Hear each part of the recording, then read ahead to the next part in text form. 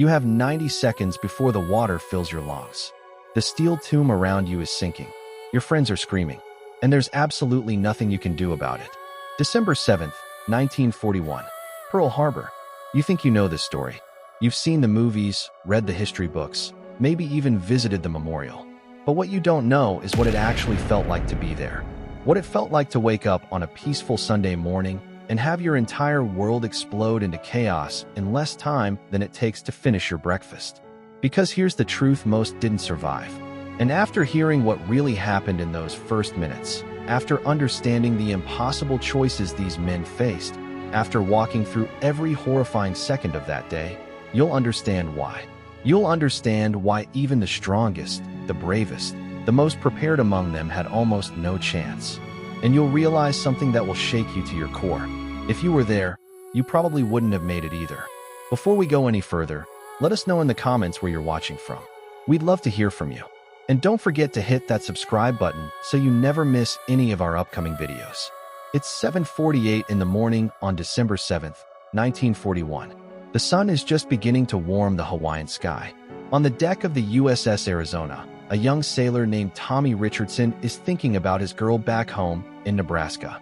He's 19 years old. He joined the Navy 8 months ago because his father told him it would make him a man. Right now, he's wondering if Mary got the letter he sent last week, the one where he finally worked up the courage to tell her he loves her. In exactly 7 minutes, Tommy will be dead. But he doesn't know that yet. Nobody does. Down in the mess hall of the USS Oklahoma, James Miller is laughing at a joke his buddy from Texas just told. James is from a small town in Ohio, the kind of place where everybody knows everybody.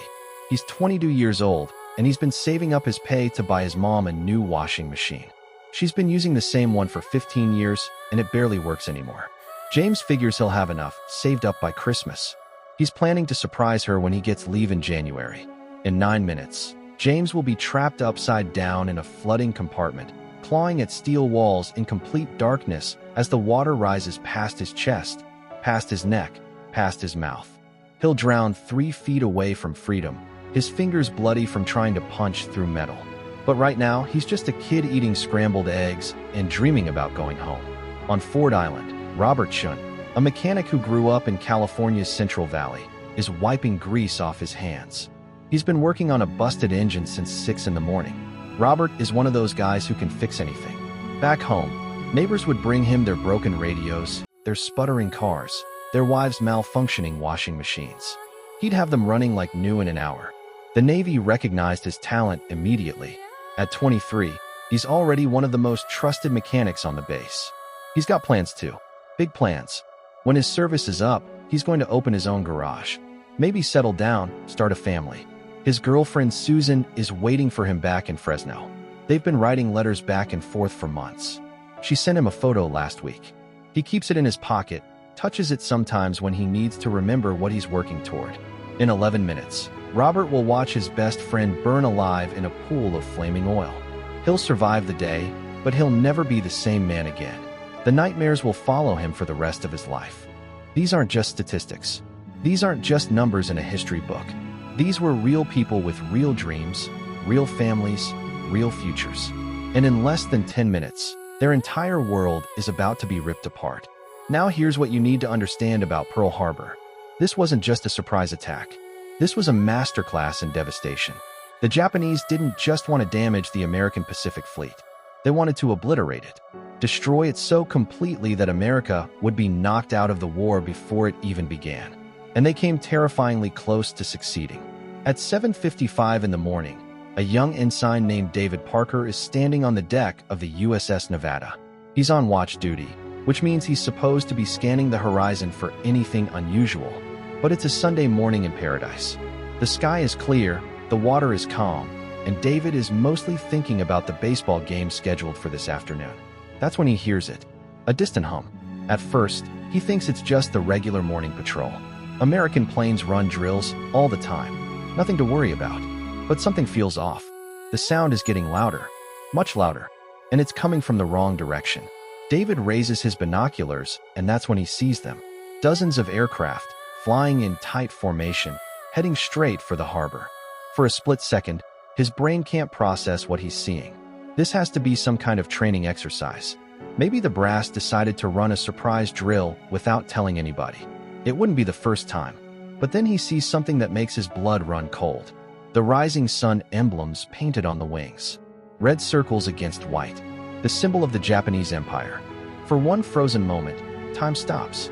David's mind races through possibilities, trying to find an explanation that makes sense, trying to convince himself that what he's seeing isn't real. And then the first bomb falls. The explosion tears through the USS Arizona like the hand of an angry god. The forward ammunition magazine, containing over 1 million pounds of gunpowder, detonates in a fireball that can be seen from miles away.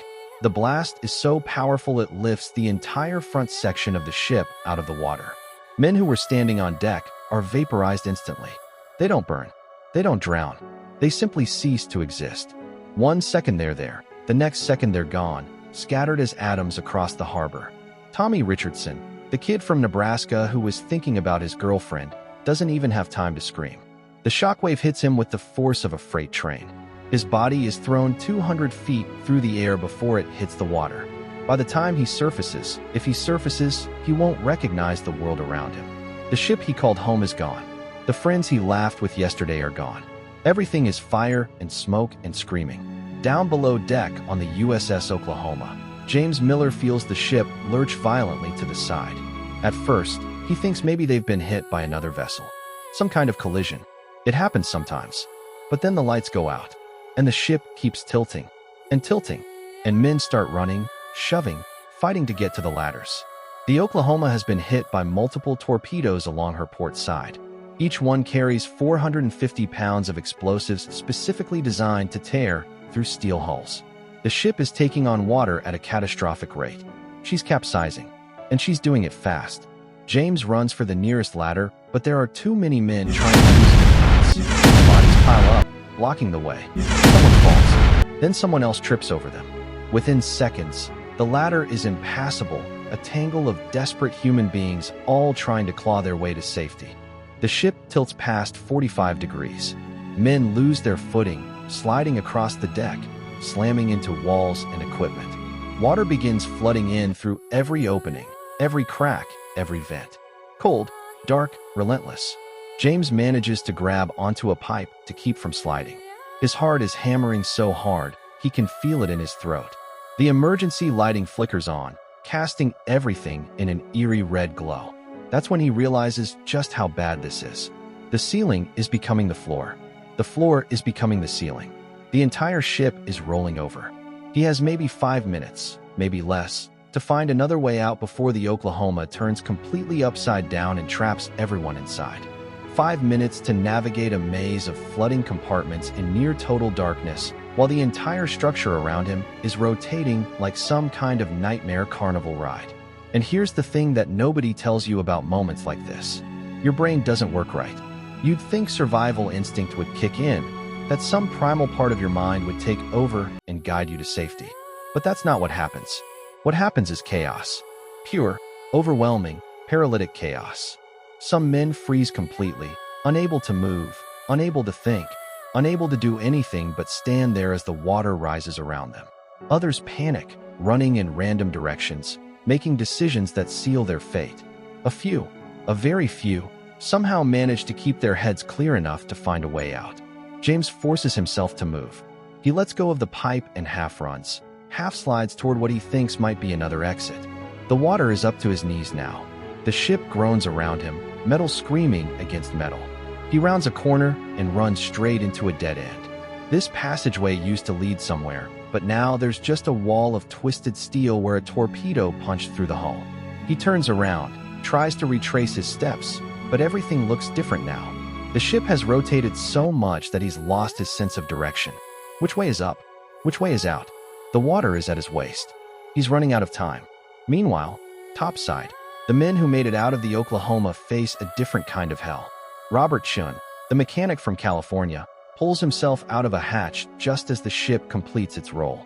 He finds himself standing on what used to be the bottom of the hull, now exposed to the air as the Oklahoma settles upside down in the harbor. All around him, the world has transformed into something unrecognizable. The sky is black with smoke. Ships are burning, exploding, sinking. The water is covered in a thick layer of oil, and that oil is on fire. Planes scream overhead, their machine guns chattering as they strafe anything that moves. Men are in the water, swimming, drowning, burning. The sounds are what get you. That's what Robert will tell people later, decades later, when the nightmares have faded enough that he can talk about it. The sounds. Explosions so loud they feel like physical blows. Metal tearing. Ships breaking apart. And underneath it all, threading through everything else, the screaming. Hundreds of men screaming. Screaming for help. Screaming in pain. Screaming for their mothers. Some of them aren't even screaming words anymore, just raw sounds of terror and agony. Robert watches a man jump from a burning ship into the water below. The man hits the flaming oil and immediately starts thrashing, trying to dive under, trying to get away from the fire. But the oil is everywhere. Every time he surfaces to breathe, the flames are waiting. Robert wants to help, but there's nothing he can do. Nothing anyone can do. He turns away. He has to. If he watches, if he lets himself think too hard about what he's seeing, he'll break. And if he breaks, he'll die. The attack lasts 1 hour and 15 minutes, but to the men living through it, time stops meaning anything. Seconds stretch into eternities. Minutes compress into instants. The entire experience becomes a blur of horror that will replay in their minds for the rest of their lives. Now here's something most people don't know about Pearl Harbor. The attack came in 2 waves. The first wave hit the battleships, the big targets, ships that could project American power across the Pacific. But the second wave, the one that came an hour later, was in some ways even worse. By the time the second wave arrived, the men at Pearl Harbor had gone through an entire journey of emotions. The initial shock had worn off. The paralyzing fear had transformed into something else. Anger, determination, a desperate need to fight back. Sailors who survived the first wave had scrambled to man anti-aircraft guns. Marines grabbed rifles and fired at planes from the ground. It was chaos, but it was organized chaos. People were fighting back. And then the second wave hit, and they realized that the nightmare wasn't over. It was just beginning. David Parker, the ensign who first spotted the Japanese planes, is now manning a .50 caliber machine gun on what's left of the Nevada. His ship is one of the few that managed to get underway during the attack.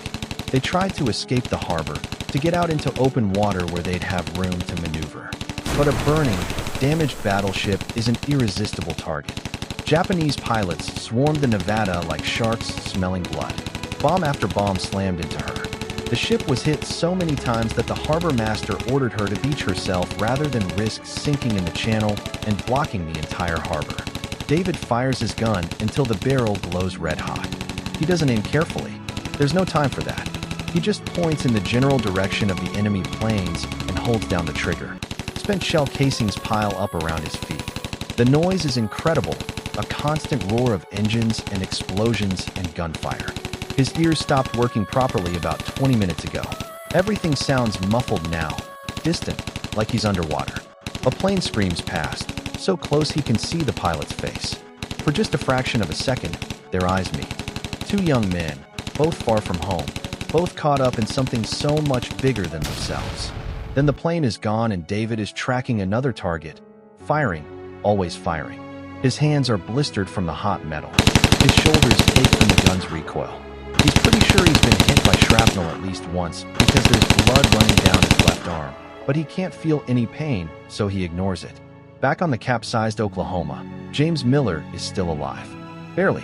When the ship finished rolling over, he found himself trapped in an air pocket. A small space, maybe 6 feet by 6 feet, where the water hasn't quite reached yet. He's not alone. There are 3 other men with him. He doesn't know their names. In the darkness and confusion, introductions seemed pointless. They can hear the battle raging outside, the muffled thumps of explosions, the groan of metal. The worst part is the sounds from other compartments. The banging. Other sailors, trapped in other air pockets, hammering on the walls with anything they can find. Morse code at first. SOS.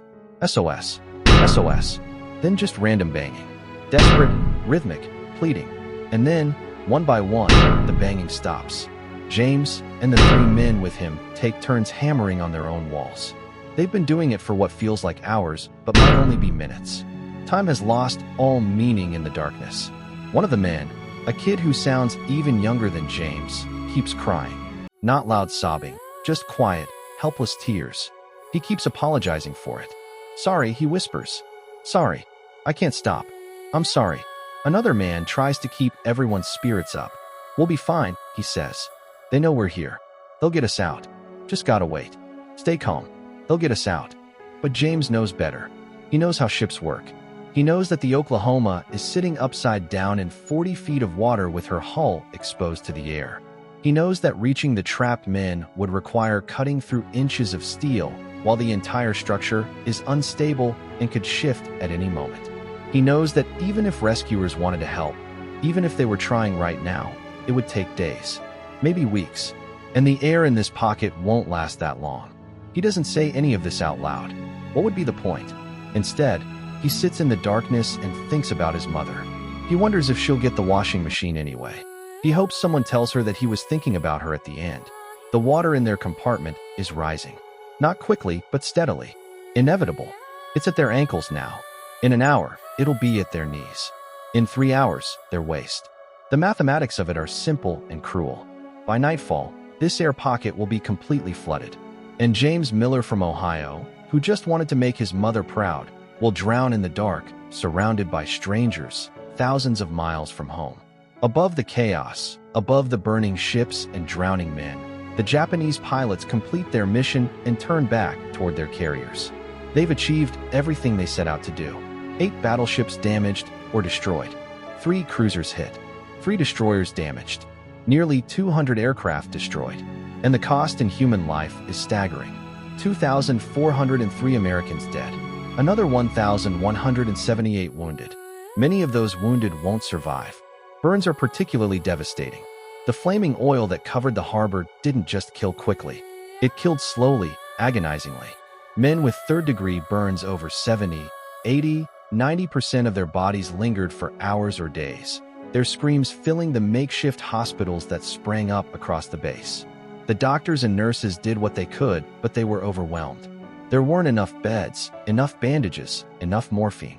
Medical personnel who'd never seen combat suddenly found themselves performing battlefield triage, making impossible decisions about who might be saved and who was too far gone. A 20-year-old nurse from Iowa held the hand of a dying sailor who kept calling her by his sister's name. She didn't correct him. What would be the point? She just held his hand and told him everything would be okay and stayed with him until he stopped breathing. Then she moved on to the next patient. And the next. And the next.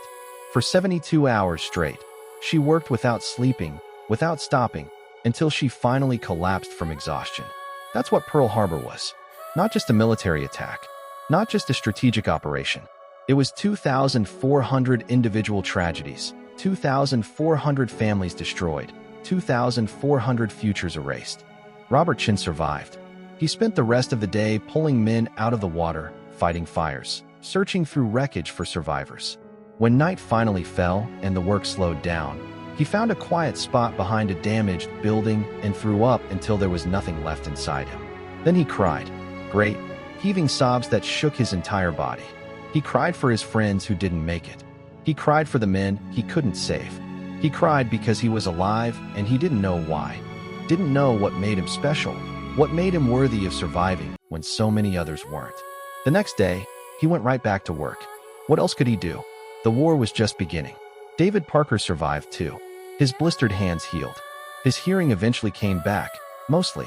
The piece of shrapnel in his arm was removed by a doctor who told him he was lucky it missed the bone. Lucky. That's the word he used. Lucky. David didn't feel lucky. He felt numb. Hollow. Like some essential part of himself had been burned away in the fires of that Sunday morning. He'd stay in the Navy for the rest of the war.